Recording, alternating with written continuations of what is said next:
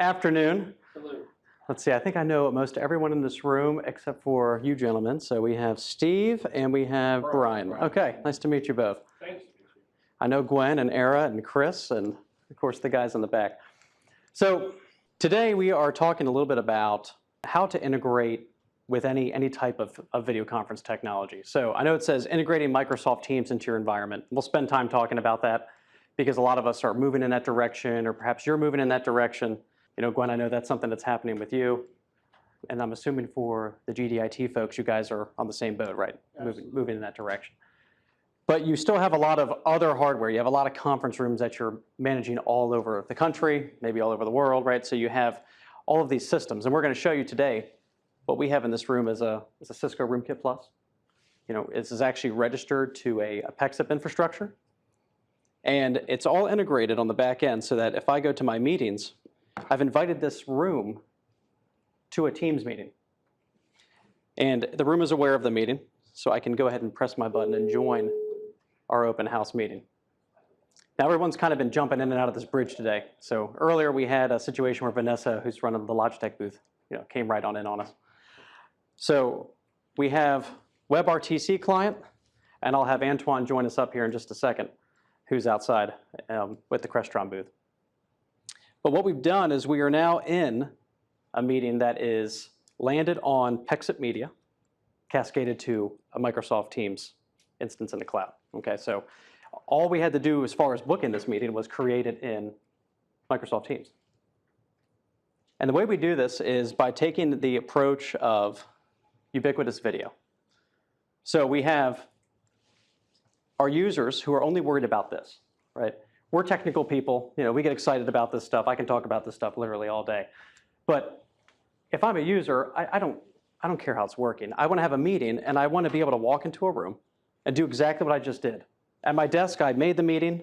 Maybe I did the meeting from my desk, but if I want to do it in the conference room, I want to just come in, press a button, be in the meeting, and my remote participants are joining however. Phone, maybe they're in front of a Cisco or a Polycom system, maybe they are using Microsoft Teams on their end.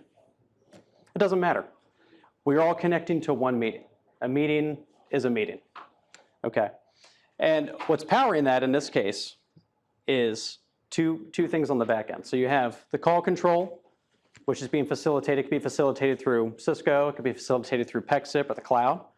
And then we have our scheduling application, which is Synergy Sky. So is anyone familiar with those two products? Great, except for the guys in the back, right? So they enable this ubiquitous collaboration. A lot of people see a movement to Microsoft as meaning I have to rip and replace. Or if I'm going to go Zoom, I can only use Zoom stuff. If I go Cisco, I can only use Cisco hardware. Oh, and Cisco's legacy, so why would I use that? These are all like fallacies and things I hear every day that aren't necessarily the case, right? When you look at the leaders in this space, Microsoft, Cisco, Zoom, they're all up there, right? They're all the big providers. Yet they all have their own distinct workflows. And that is the biggest gap between the three of them. So products like PEXIP and Synergy Sky bridge them together. They're like a glue, and it works very well, and that's what we're doing here today. We can integrate outside of just Microsoft. We can work with Zoom. We can work with Cisco WebEx. Starleaf, I've been hearing a lot of Starleaf lately, and Google Meet, right? I have some customers using Google Meet, some big gaming companies that are really using Google Meet today. So everyone's aware of what Microsoft Teams is, right? Microsoft Teams, it is this collaboration tool. It is Microsoft's way of, what is it? It's like I said in the earlier session, it's like an Ocean's 11. It's like a casino. They want you to come in and never want you to go out. You should be able to do everything inside of Microsoft and never have to do anything else. But it's just not the case, right? We have customers or we have affiliates or B2B calls where we have to communicate with people that are not on Microsoft. Not everyone is using it. But it gives us the ability to do file sharing. We can do video chat. It can be our phone. It integrates with email. It's all of those things. And Chase, who's in the back, every project he does is in Microsoft Teams. I have to log into Microsoft Teams every day just for him. So all of our project-based work is being done there. But we have these meeting rooms where there are conference room solutions that are designed for it. We'll talk about those in a little bit. But we also leverage a lot of these other standards-based systems, SIP H323 systems, which I'm sure you all have in some capacity. So what are its capabilities? Well, and where's it going? Microsoft is pushing everybody who is legacy Skype for Business. I say legacy because everyone is going to be moving to Teams as they continue to build out that back end and migrate their services. And most of our Skype for Business users, customers, are using Teams today. I get asked probably every day, well, Chris, we have Skype for Business, but we're also using Teams. So what do we do? How do we call between the two? Because we can't. I'm at my computer and I'm on Skype for Business, but then I have this Teams meeting room and my users are getting confused. So that always leads us right back to this discussion we're having today about you don't have to choose. A meeting is a meeting, right? Differences between Skype and Microsoft Teams. So Skype gives you the hybrid deployment. You can deploy it on-prem, you can deploy it in the cloud, you can deploy it with both, right? It's really more of a desktop tool, point-to-point collaboration. You can do your Skype online meetings. Whereas Teams gives you a lot more versatility. It's cloud only, right? So you're not going to be able to deploy it on-prem. And it exists within itself. It doesn't allow you, with Microsoft Skype for Business, you could integrate it with a phone system, an on-prem phone system. You could use it with a SIP gateway. But Teams does not work in the same way, right? So it presents a new set of challenges for us.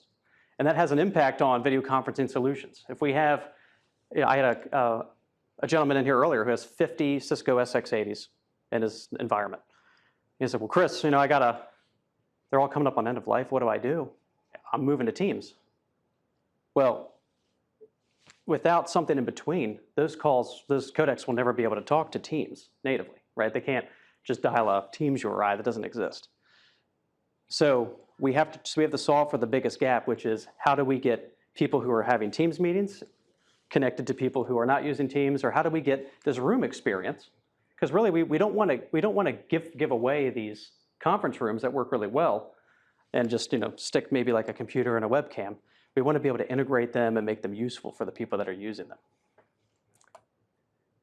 So we have a couple of different options here. We have endpoints that are built for Microsoft Teams or for Zoom or for Skype for Business.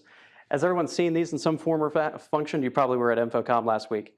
There's only about 1 million of these things out there, right? Everyone's making one with their own brand, and it's like, oh, well, mine has a better camera, mine has a better mic. Well, at the end of the day, they're all the same thing. They do serve the same function.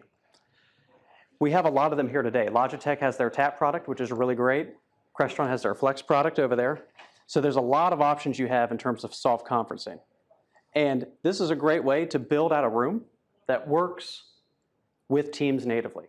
You can come into the room, you can have this is very much like the desktop experience. You can integrate these with microphone systems like you see in here. You could build them out with multiple displays. Did you all get a chance to go to like the QSC booth and see some of their solutions? You can literally take these MXA microphones, which are these ceiling tiles. I don't know if you've ever seen them before. They basically run the same technology that you would use on for the NFL, those shotgun mics, beamforming mics, where you hear Tom Brady shouting. They're using the same type of thing. Sorry to say Tom Brady. I probably just lost some people in here, but you have this technology, and you can mix it all down into a single USB cable and use it with a soft codec. So you have all this versatility now in a room, and you can deliver this native Teams experience. And amongst the form factors that we've shown today, you have the Crestron Flex, which is one of the products we really endorse because of two things. Number one, they give you the native Teams experience, which a lot of people can do. But if you have a room that has additional points of control, screens, partition wall, you can flip these panels from this native Teams experience into a control panel. So your general users just want to come in and use this interface like an iPhone. They don't want to you don't have to teach them a whole bunch of different things, right? Because even when you try to standardize these rooms, everybody remembers the days of, all right, I'm going Crestron or I'm going AMX, I'm going to standardize and make every room the same. Then they were never the same. There was always something different. This one button did widget X, this one button did widget Y, and integrator X did this one, integrator Y did this one, and that button hasn't worked since we put it in, right? Yeah, don't worry about that button, it never works. Just plug that, and then six weeks after the install, you've cashed $1 million, there's HDMI cables hanging off of all the TVs, right? Because that third-party control just never worked. Well, now you can use these built-in interfaces. I create a Microsoft Teams user, just like I would any other user. I assign the account. I can test the account on my computer and make sure it works. I just log the system into it. Mass provisioning. And I can deploy these at scale very rapidly. And then, if I need to do additional control, I have the ability to put this panel into what's called a flip mode. And I can flip it from one screen to the next. So by default, it shows up as Microsoft Teams. It has my scheduled meetings for the day. I scheduled it in Outlook, came in, there's my meeting, and I join. Maybe I uploaded a file in Teams. Access my file repository and show it. Oh, I need to drop the projector screen. I flip it. It has some basic controls. Projector down. Okay, got it. Sounds good. Oh, fill up the hot tub, turn up my lights, whatever. And then it flips back to this native mode. So I'm not building all this custom automation or trying to pull directories from a Crestron processor, which, by the way, never pulls the directories the way you want them to. It goes like this, or can only pull X amount, right? So you want to be able to get as fluid of an experience as you can. And that's what this provides. And if you saw our knock when you walked in the door, we're able to monitor these types of devices. It depends. Maybe not in your case because of what you do for a living. You might not be allowed to VPN into your network, but we're able to monitor these and provision them from what Crestron calls the XIO cloud, which is their management platform, right? So mass provisioning, support, just a very nice solution. And they have multiple form factors. So if you're doing Microsoft Teams voice or soon to be Zoom voice, right, they'll support that as well. You can have your desk phones. You have your Mercury systems, which are your conference phone replacements, and they have built-in processing, very slick. And then they're out-of-the-box speaker bars, similar to the Cisco Quadcam you see here, or their integrated system, which for larger rooms, you might want to use what they call their C series, which is their room series. But these are out-of-the-box, quick to provision. Our installers love these. I love these because you can literally put this up in 30 minutes and have it online. It takes me longer to walk the box out to the dumpster, right? So that's great. These are all my built-in Microsoft Teams, never have to leave Microsoft Teams systems, but what about the point we're making today, which is interoperability? Interoperability outside of my business or inside of my business with other rooms, other platforms that I have. That's where we look at the glue, which is the PEXIP solution, their Infinity software. Video teleconferencing devices, no matter what they are. We have our Interop solution, which is a series of software, Teams infrastructure, and these are really the four main products that are out there. I would say PEXIP Infinity being the foremost in terms of innovation, go-to-market. They were the first to market, and I'm not just saying it because they're in the room here. They're the first to market with Teams integration, Google Meetings integration. I said if you follow them on LinkedIn, you'll see Graham Walsh, who's over in the UK. He posts all the time. He's always like, hello, it's me, Graham. Check this out. And he lights up, stays like a mad scientist, right? It's been a really, really robust software. And from an engineering standpoint, as this one's not ready yet. So I've messed with PEXIP, Polycom, and BlueJeans, and I can tell you, this is the one that has the most feature-rich set of functions. It has the tightest integration. Its deployment is relatively simple. And you have all of those additional integration features. So Polycom also offers their Real Connect service. That's an as-a-service, monthly cost. And then BlueJeans is doing their Interop. But does anyone use BlueJeans in here today?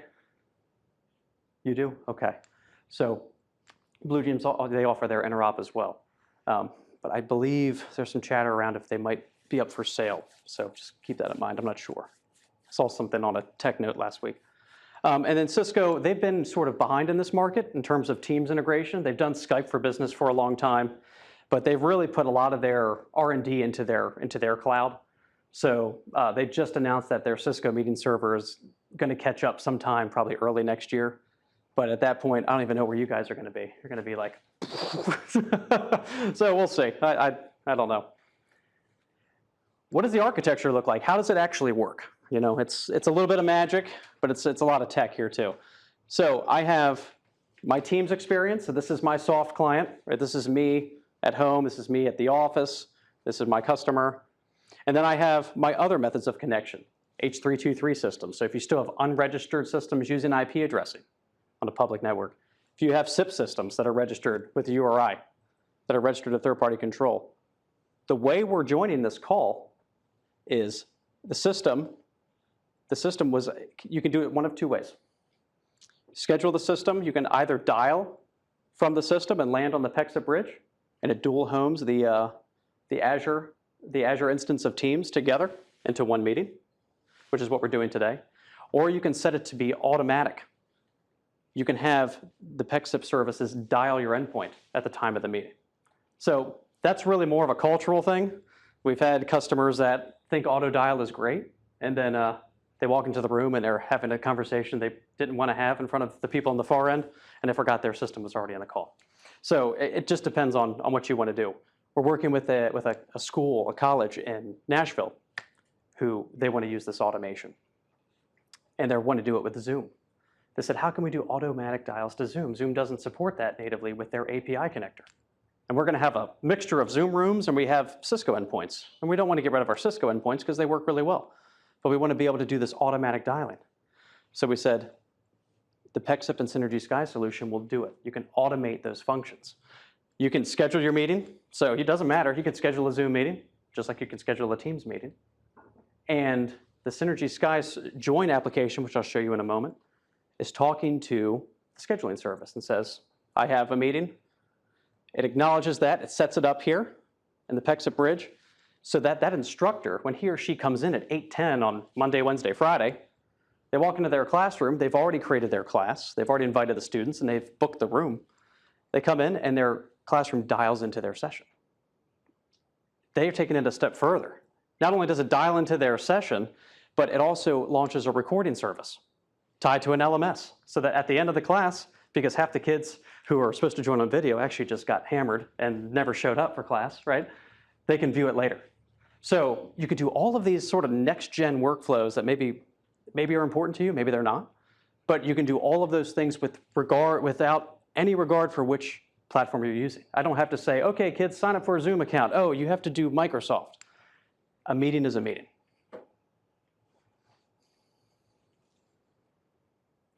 Oops.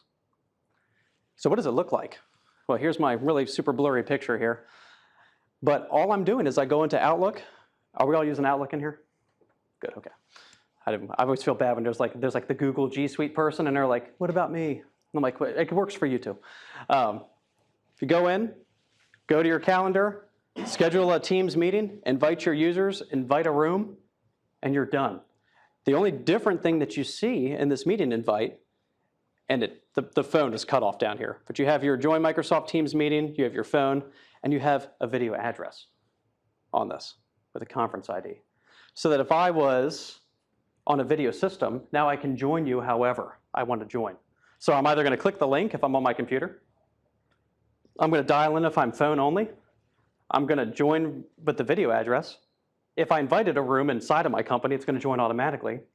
And I can't think of any other way you might need to join me, except for in person or in spirit, right? So that's going to be, there's no way someone can't join your meeting at this point if they needed to.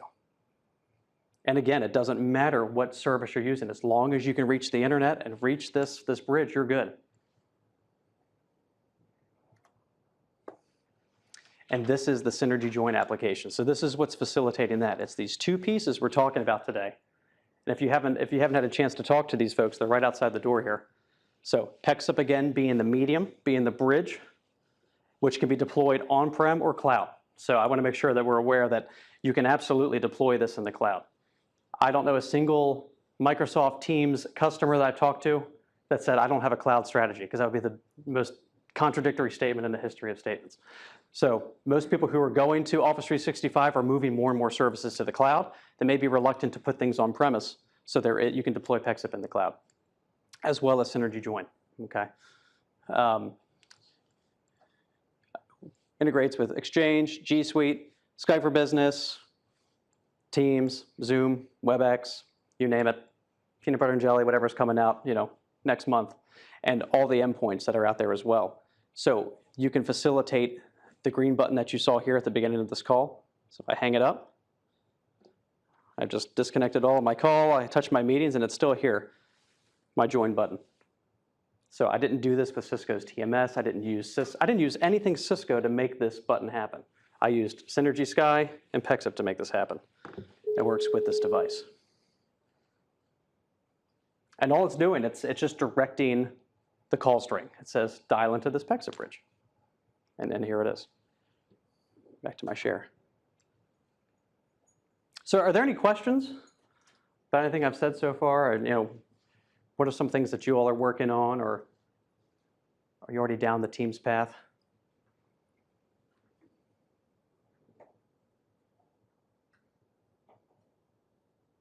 So is there any special cloud licensing required for the full functionality of Teams that would be something that isn't possibly approved in DoD yet?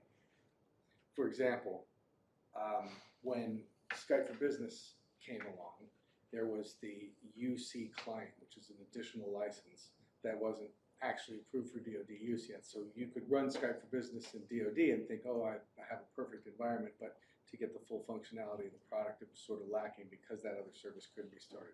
Is there any similar conditions in Teams that you know of that would prevent full use of all the features? I mean, Patrick, have you heard anything? I have not, but I'm not. Yeah. Cool. I'd have to research that. The only thing that's different in Teams now, so in the first iteration of Teams, you had to assign a full license to an endpoint. So you pay like a full, whatever you were paying per user, you had to pay that license for a room.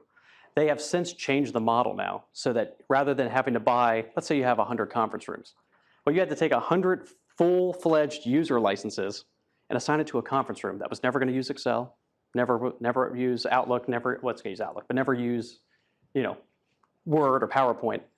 Now they have offered that at a discounted rate. So you can basically buy 100 room licenses, which is kind of becoming kind of Cisco-ish.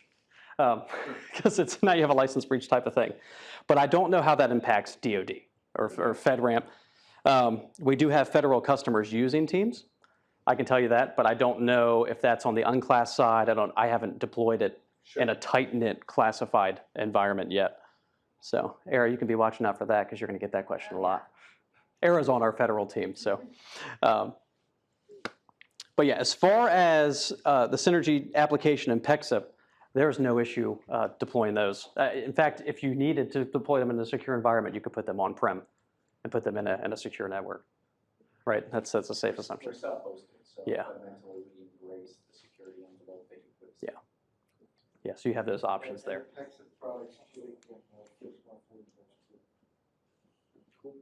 Yeah. Yeah. As far as these products go, you have those options. I would imagine Microsoft with their position that they're fully authorized, but I'd have to check that fact, check that statement. So let's see. So Steve and Brian, what do you all do at GD? So we do a lot of our video conferencing, doing just AV for the entire company. Okay. And we are in the process of evaluating Pepsi. And so Sure. far, so good. It's been a nice product. Good deal. Okay. As a business unit, we are definitely going towards Teams.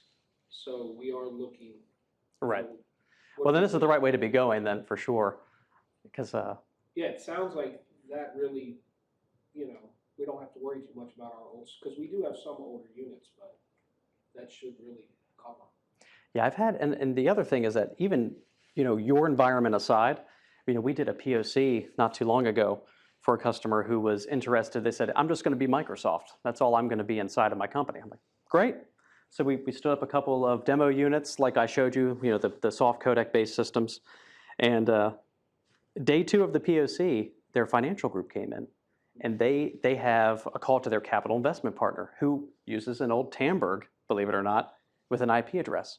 They said, okay, how do I join your Teams meeting? They're like, oh, you can't. Someone put a cell phone on the table and they had a call, right? So now they're also evaluating the solution because it's not necessarily only what's inside of your company, but what users might need to call something else. And that's really where the real value of it can come in at the end of the day. It'll help us a lot. Yeah. Also, since we merged, or since we were acquired, we've got even more systems that need to work Sure. together. So we even have a bigger need for Pepsi.